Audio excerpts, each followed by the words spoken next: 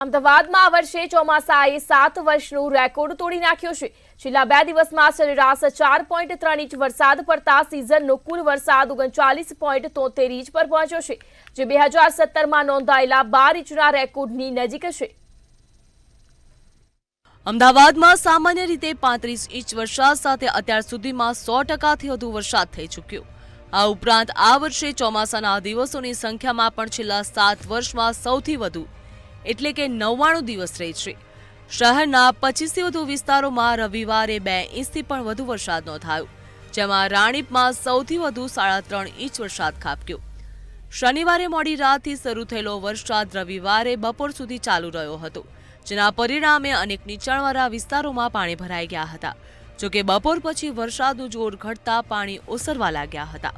શહેરમાં ગતરોજ મેઘરાજાએ કહેર વર્તાવ્યો હતો। શહેરના અનેક વિસ્તારોમાં જળબંબાકારની સ્થિતિ સર્જાઈ હતી, જેના કારણે વાહન ચાલકોને પરેશાની ભોગવવાનો વારો આવ્યો હતો।